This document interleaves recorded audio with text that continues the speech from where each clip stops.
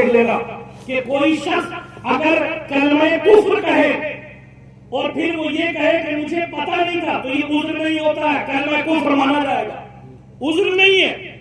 جہالت کوئی عذر نہیں ہوتا ہے۔ یہ تو آپ پر فرض تھا نا کہ علم دین سیکھتے۔ جب مسجد کا امام کتاب لے کر بیٹھا، یہ کھجاتے ہوئے مسجد سے باہر نکل آئے۔ یہی تو چیزیں ہیں۔ 10 منٹ جو شریعت کو نہیں دے سکتا اور 10 گھنٹے چوراہوں کو دے سکتا ہے، اس قوم کی زوال پذیری کا کوئی جو ہے مقابلہ نہیں کر سکتا۔ آج وہ چیزیں جو ہمارے اندر ہونی چاہیے تھی، وہ یہودیوں نے اپنے اندر پیدا کر لی۔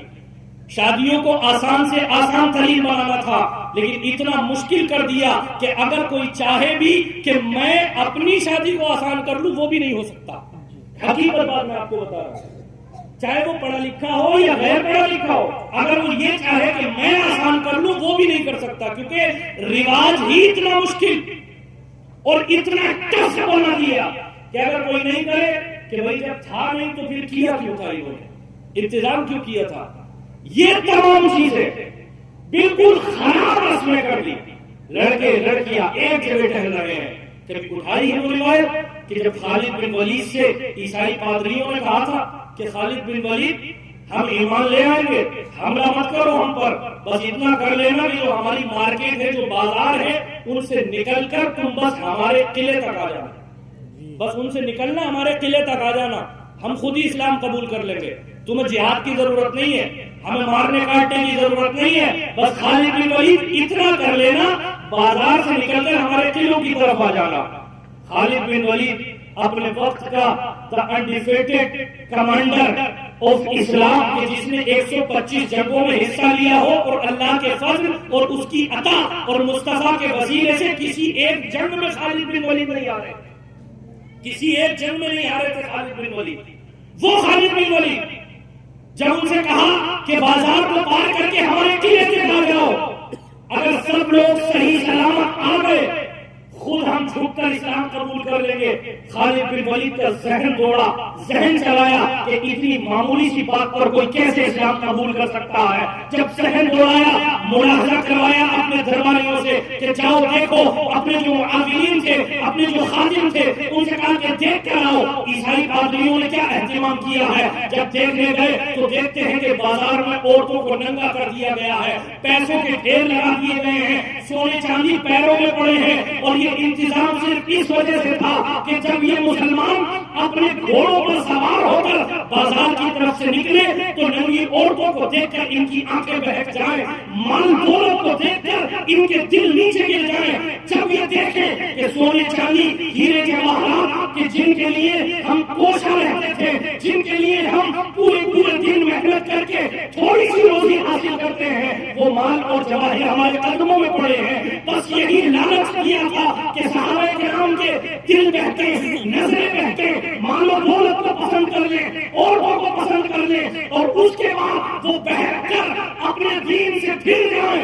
یہی ان پادریوں کا شریعت تھا، یہی ان پادریوں کا جو ہے منصوبہ تھا۔ خالد بن ولید نے ایک اسپیچ اپنے صحابہ کو دی تھی، اے صحابیوں، اگر آج تم میں سے کسی نے بے غیرتی کا مظاہرہ کیا تو کل قیامت تک تم سب کا نام تاریخ کے ایک دھبے دار حصے پر درج ہوگا، اسی حصے پر کہ جس میں ایک کالا دھبا لگا ہوا ہوگا، اور تمہارا نام سب کے سب بے غیرت بے شعور قوم کہہ کر لیا کریں گے۔ اگر آج تم نے اپنی نظروں کی حفاظت نہیں کی تو پھر کل قیامت تک لوگ تمہیں تانا دیں گے، غیر قومیں کہیں گی کہ مسلمان جواہر پر بک گئے تھے، مسلمان سونے چاندی پر بک گئے تھے، عورتوں کے حسن پر بک گئے تھے۔ بس ایک اسپیچ خالد بن ولید کی، تمام ساتھی سوار ہو کر گھوڑے پر آئے، سب کی نگاہیں جھکی ہوئی، بازار سے گزر گئے، کسی نے مال و دولت کو جو ہے بھاؤ نہیں دیا،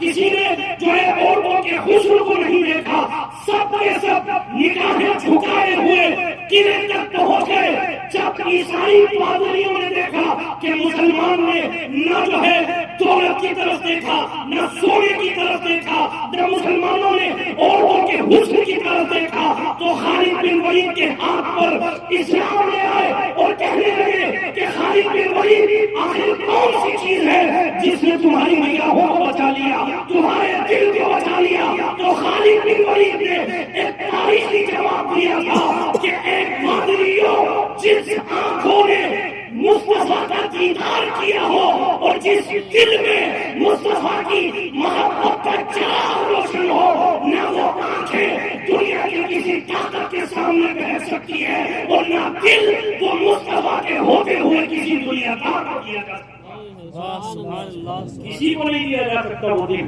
اور کبھی نہیں بیٹھ سکتی وہ آنکھیں جنہوں نے مصطفیٰ کا دیدار کیا، وہ کسی دنیا دار کی محتاج نہیں ہے۔ وہی تو ہماری جو ہے روش تھی کہ جس کو ہم بھول کر آج غیر محرموں سے بالکل ایسے جیسے ان کا کوئی پردہ ہی نہیں ہے، کوئی پردہ ہی نہیں ہے۔ اب اس میں اگر کوئی کہے کہ نہیں ہماری بچیاں تو ایسی نہیں ہے، تو اگر آپ کی بچیاں ایسی نہیں ہیں تو کیا ان کے لیے بے پردگی جائز ہو جائے گی؟ حضرت فاطمہ رضی اللہ تعالی عنہا ان سے زیادہ کسی کی بیٹی یا کسی کی عورت پاکیزہ ہوگی؟ کون ہے ان سے زیادہ پاکیزہ؟ لیکن ان کے لیے بھی تو پردہ، وہ بھی تو پردہ کرتی تھی۔ اور جس کو یقین نہ ہو امام اہل سنت کا شعر پڑھ لے، جن کا آنچل نہ دیکھا مہو مہر نے، اس ردائے نزاہت پہ لاکھوں سلام۔ یہ ان کی شان کہ چاند اور سورج نے جن کا آنچل نہ دیکھا ہو وہ فاطمہ الزہرا، تو ان سے زیادہ بھروسے مند کس کی بیٹی ہے؟ تو جناب اپنے کلچر کو اور اپنی شادیوں کو اسلامی رسومات کے مطابق جب تک ڈھالا نہیں جائے گا تب تک کوئی برکت حاصل نہیں ہوگی، کوئی برکت کسی طریقے کی حاصل نہیں ہوگی، بلکہ برکت تو دور کی بات ہے، شادیوں میں ان تمام چیزوں کے کرنے سے اللہ تبارک و تعالیٰ آگے کی زندگی کو تنگ فرما دیتا ہے، اور انہی تمام چیزوں کی وجہ سے۔ تو جب تک ان چیزوں کا خاتمہ نہیں ہوگا، لوگ یہ نہیں سمجھیں گے جب تک کہ بھئی ہمیں ان تمام چیزوں سے بچنا چاہیے، یہ جتنے بھی، اور خاص کر نوجوانوں کی ذمہ داری ہے کہ وہ اپنے نفس پر کنٹرول رکھ کر اپنی خواہشات کو محدود رکھیں، اپنے اندر عاجزی رکھیں، اپنے اندر انکساری رکھیں۔ اربوں روپے کا مالک کوئی سیٹ ہوتا ہے تو جب وہ اپنے واش روم سے نکلتا ہے تو لائٹ بند کرتا ہوا نکلتا ہے، لیکن ہمارے یہاں 2-4 ہزار والے پورے دن ایک لائٹ کھلی ہوئی ہے۔ فضول خرچی بالکل عام ہے، فضول خرچی بالکل عام ہے۔ یہی سورہ طٰہٰ کی آیت میں نے آپ کے سامنے پڑھی تھی، اس کی اگلی آیت اللہ رب العزت نے خود فرمایا تھا، خود فرمایا اللہ رب العزت نے وَكَذَلِكَ نَجْزِي مَنْ أَسْرَفَ، اسی طریقے سے ہم اس سے بدلہ لیتے ہیں جو اپنے یہاں پر فضول خرچیاں کرتے ہیں۔ اللہ نے کیا فرمایا تھا کہ ہم اس کو اندھا بنا کر اٹھائیں گے جو ہمارا ذکر نہیں کرے گا، اور جو اسراف کرے گا، فضول خرچی کرے گا، ہم اسی طریقے سے اس سے بدلہ لیتے ہیں کہ اندھا بنا کر قیامت کے دن اس کو اٹھایا جائے گا۔ تو یہ زندگی کوئی ایسی زندگی نہیں کہ جس پر جو ہے حضرت نے حدیث بیان کی، خود اللہ کے رسول صلی اللہ علیہ وسلم نے ارشاد فرمایا لو کانت دنیا عند اللہ مثل جناح البعوضۃ ما شرب اللہ منها کافرا شربۃ، کہ اگر دنیا کی حیثیت اللہ کی نظر میں ایک مچھر کے پر برابر بھی ہوتی تو اللہ کسی کافر کو ایک پانی کا قطرہ بھی میسر نہیں ہونے دیتا، کسی کافر کو پانی کا ایک قطرہ بھی میسر نہیں ہونے دیتا۔ مصطفیٰ کریم ایک جو ہے جگہ سے گزر رہے تھے، صحابہ ساتھ میں تھے، مری ہوئی مردار سڑی ہوئی بکری پڑی ہوئی تھی۔ مصطفیٰ کریم نے پوچھا صحابیوں اس بکری کی اہمیت تمہاری نظر میں کیا ہے؟ صحابیوں نے عرض کی یا رسول اللہ یہ تو بالکل سڑی ہوئی مری ہوئی بکری ہے، یہ تو اس کی کیا کسی کی نظر میں حیثیت ہوگی؟ تو مصطفیٰ کریم نے ارشاد فرمایا تھا کہ اللہ کے نزدیک دنیا کی حیثیت اس مردار بکری سے بھی زیادہ ذلیل ترین ہے، اس مردار بکری سے بھی زیادہ ذلیل ترین ہے۔ اور پھر ایک اور حدیث میں خود فرمایا الدنیا ملعونۃ وملعون بما فیہا، دنیا پوری کی پوری لعنت زدہ ہے اور جو کچھ اس میں ہے سب لعنت زدہ ہے، الا عالما او متعلما او ما فلاہ، مگر وہ شخص کہ جو عالم ہے، جو طالب علم ہے اور جو ان سے محبت کرنے والا ہے، بس وہ ہے کہ جو دنیا کی لعنت سے بچا ہوا ہے، باقی پوری کی پوری دنیا ملعون ہے۔ اور آج تعلیم پر ہی غور نہیں ہے. ہماری بچیاں غیر مسلموں کے ساتھ بینچ شیئر کر کے کلاس لے رہی ہے اور انہی کے سانچے میں ڈھل کر رامپور کی کتنی بچیاں آپ نے دیکھی, شہر کی بچیاں, ان کا پورا گروپ تھا, بچیوں کو چھوڑتی تھی, غیر مسلم لڑکوں سے ملواتی تھی اور ملوانے کے بعد ایک وقت وہ آتا تھا اپنا دین اسلام جو اپنی جان سے بھی پیارا ہونا چاہیے اس دین کو چھوڑ کر غیروں کی آغوش میں بیٹھ جاتی ہے. یہ کس وجہ سے ہے؟ اتنا بڑا مالدار گاؤں لیکن کوئی ایک کالج اپنا قائم نہیں, کوئی ایک یونیورسٹی اپنی قائم نہیں. آپسی لڑائی, آپسی نااتفاقی, نہ کوئی کسی کے ساتھ بیٹھنے کے لیے تیار, نہ کوئی کسی کے ساتھ اٹھنے کے لیے تیار ہے. اور اس کا ثمرہ یہ ہے نہ کوئی ہمارا کالج, نہ ہمارا کوئی اسکول, ہمارے مدارس میں وہ تعلیم نہیں کہ جس تعلیم کے ہم خواہش بن رہے ہیں. کوئی چیز ہمارے یہاں پر صحیح نہیں. اس کا اصل سسٹم کیا ہے کہ اگر 4 مدرسے ہیں تو ان میں ایک مدرسے والا کہتا کہ یہ میرا مدرسہ ہے, دوسرا کہتا یہ میرا مدرسہ ہے, تیسرا کہتا یہ میرا مدرسہ ہے. کاش کتنا بہتر ہوتا کہ سب یہ کہتے کہ یہ مدرسہ ہے یہ بھی ہمارا ہے کیونکہ یہ بھی اہل سنت و جماعت کا ہے, وہ مدرسہ ہے وہ بھی ہمارا ہے, وہ بھی اہل سنت و جماعت کا ہے. مدارس والے آپس میں لڑ رہے ہیں, خانقاہوں والے آپس میں لڑ رہے ہیں. اگر جو ہے کسی کے گھر میں کوئی دیندار ماحول بنایا جائے تو وہ آپس میں لڑ رہے ہیں. جب تمام معاملات, جھگڑے, انحصار, تکبر, انا, ان تمام پر جب رونما ہو جاتے ہیں تو قوموں سے اقتدار چھین لیا جاتا ہے. آج ہمارے ہاتھ میں کچھ نہیں, ہمارے خود کے بچے اپنے ہاتھ میں نہیں. وہ بچے جو 15,000 20,000 دینے والے ہیں وہ آپ کا کہنا ماننے کے لیے تیار نہیں کیونکہ تعلیم سے آپ دور ہیں. مدرسوں میں سکھایا جاتا کہ جناب تمہیں جو ہے فلاں چیز سے بچنا ہے, یہ سکھایا جاتا تو سکھایا یہ جاتا ہے کہ فلاں مدرسہ جو ہے تمہارا نہیں ہے اور یہ مدرسہ ہمارا ہے. جب سے تمہارے ہمارے کی لڑائی آپس میں ہونے لگی, آج دنیا میں آپ دیکھ لیجئے, اپنے گاؤں سے اندازہ کر لیجئے, نہ کوئی مدرسہ آگے بڑھ پایا. اتنا بڑا گاؤں کم سے کم کوئی فضیلت کا ادارہ ہوتا, کوئی تخصص کا ادارہ ہوتا, کچھ نہیں, بس وہی رابعہ تک کی تعلیم اور اس کے بعد بچوں کو باہر جانا پڑتا ہے. اتنا بڑا مالدار گاؤں لیکن کوئی کالج نہیں, کوئی اسکول نہیں. غیر مسلموں کے ساتھ ہماری بیٹیاں بینچ شیئر کرتی ہیں. اس تمام کا اگر خمیازہ کوئی ایک حصے کا عالم بھی اس کا ذمہ دار ہے. وہ جو ہے تقریر میں یہ کہتا ہے کہ میں تو سب کو جو ہے دین کی دعوت دیتا ہوں, وہ بھی اس کا ذمہ دار ہے. وہ مالدار جو یہ کہتا ہے کہ یہ عالموں کا کام ہے ہمارا کام نہیں ہے, وہ بھی اس کا ذمہ دار ہے. وہ سرمایہ دار جو یہ کہتا ہے کہ یہ تو جو ہے دوسرے لوگوں کا کام ہے, یہ سب کا کام ہے. اللہ کے رسول نے فرمایا, ایک کو نہیں فرمایا, کسی عالم کو نہیں کہا بلکہ سب کو کہا کلکم راعٍ ومسئول عن رعیتہ. تم میں سے ہر ایک چرواہا ہے اور چرواہے کے انڈر میں جتنی بکریاں ہوتی ہیں اگر ایک بکری گم ہو جائے تو مالک اس سے سوال کرتا ہے کہ بکری کہاں گئی. بس یہی تمہارا حال ہے کہ تم سب کے سب اپنے گھر والوں کے لیے, اپنی سوسائٹی کے لیے, اپنے معاشرے کے لیے, اپنے تمام گروہوں کے لیے تم سب ذمہ دار ہو. اور سب سے سوال ہوگا کہ جب اللہ نے تمہیں پیسہ دیا تھا تو تمہاری بیٹیاں غیر مسلموں کے ساتھ کیوں نظر آ رہی تھی؟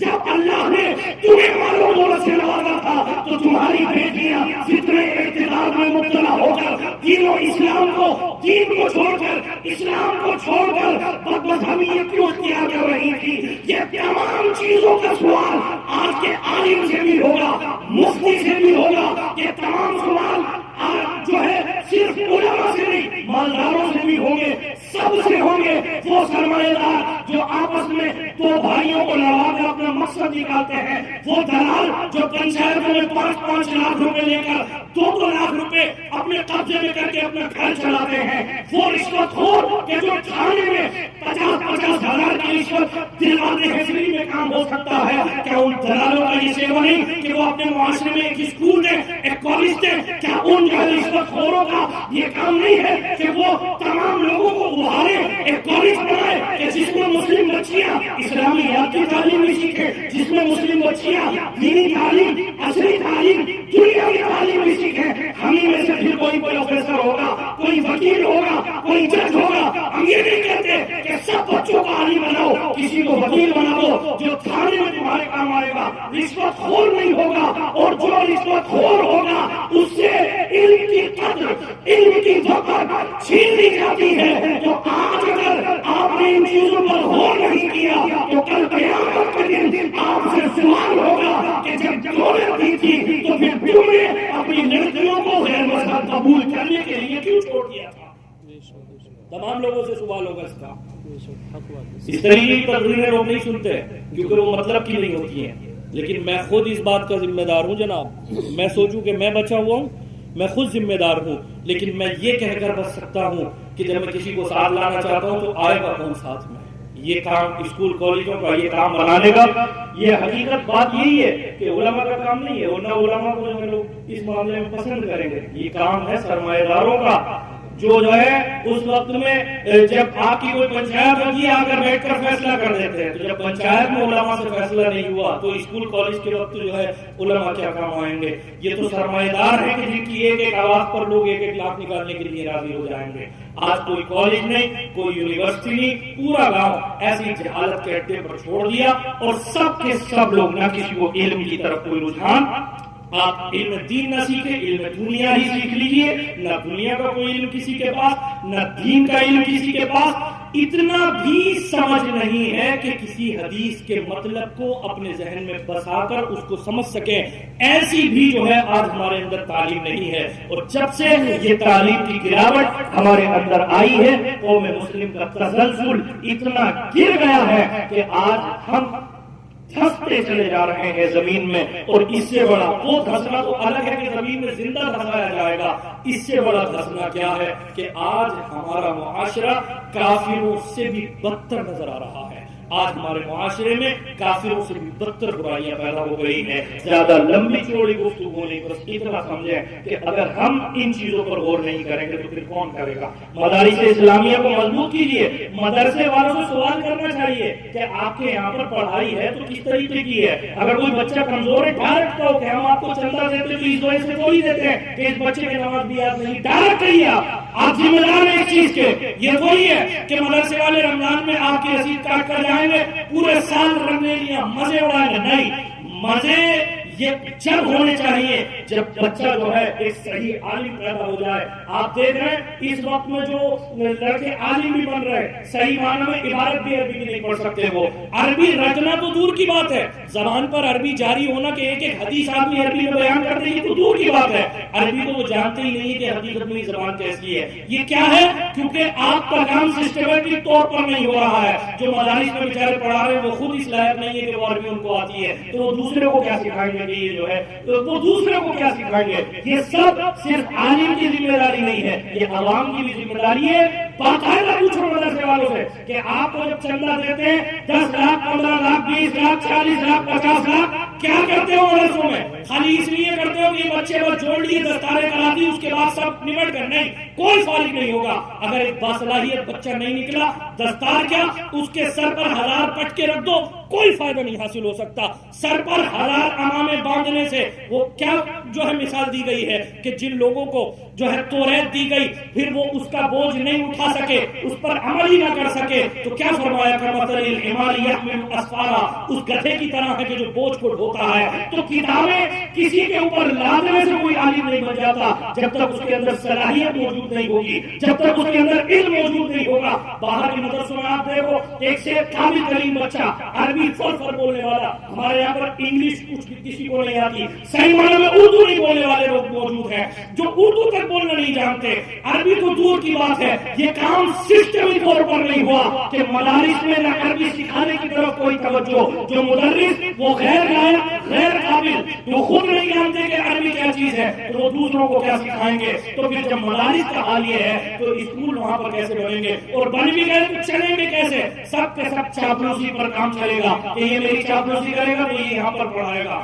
یہ یہاں پر میری چاپلوسی کرے گا، یہ یہاں پر پڑھائے گا۔ بس امام اگر کسی سے کچھ نہ کہے 1000 سال تک ٹک سکتا ہے، لیکن امام نے ایک شخص کے خلاف کوئی بات بول دی، بس یہ امام خراب، اس کو نکال دو، اس کو ختم کر دو، کیوں؟ کیونکہ یہ خراب ہے، اس نے جو ہمارے مطلب کی بات نہیں کی۔ مطلب بھی کہنے والا منافق ہوتا ہے، اور جو شخص منہ پر کہتا ہے وہ آپ کا خیر خواہ ہوتا ہے۔ بات کڑوی ہوتی ہے مگر قیامت کے دن وہ آپ کو اچھا سمجھا دلائے گی۔ اپنے مدارس کو بھی جو ہے مضبوطی کے ساتھ تعاون سے بھی انہیں مضبوط کرو، اور اپنی سوالات سے بھی مضبوط کرو کہ پڑھایا کیا ان کے اندر سب سے پوچھو، اور کالج قائم کرنے کی طرف توجہ دو، ورنہ غیر مسلموں کے ساتھ لڑکیاں بیٹھتی رہیں گی غیر مسلموں کی آغوش میں، جیسے آج رامپور کی سینکڑوں لڑکیاں چلی گئی، کسی کو کوئی پرواہ نہیں، کیونکہ عقیدے کی طرف کوئی معاملہ نہیں تھا۔ پیسہ آ جائے، بزرگوں کا نظریہ کبھی نہ جائے۔ بزرگوں کا نظریہ کیا تھا کہ اگر گاؤں میں کوئی بد مذہب کسی مسجد میں آیا پوری مسجد دھلوا دیا کرتے تھے۔ آج ہمارے گھر میں ایک بد مذہب موجود ہوتا ہے، آج ہمارے یہاں پر کوئی نہ کوئی بد مذہب ہوتا ہے۔ بزرگوں کا نظریہ مت جانے دو۔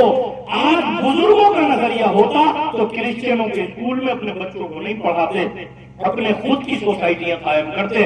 دیکھو رامپور کے سورے کلیوں کو کہ انہوں نے اپنی تنظیمیں بنا کر اپنے ادارے قائم کیے، دنیاوی تعلیم بھی دیتے ہیں، دینی تعلیم بھی دیتے ہیں۔ دیکھو یہ کام ہمارے تھے لیکن وہ کر رہے ہیں، ہم آپسی لڑائیوں میں مر رہے ہیں۔ جناب جب تک یہ نہیں ہوگا قوم مسلم کی زبوحالی ایسے ہی جاری رہے گی، ایسے ہی بربادی جاری رہے گی۔ اللہ پاک کی بارگاہ میں دعا ہے ہماری شادیوں میں ہونے والی خرافات سے ہمیں محفوظ و معمون فرمائے، ہمیں صحیح طور سے اپنے جلسوں کو سجانے، ان سے کچھ نہ کچھ سیکھنے کی توفیق عطا فرمائے۔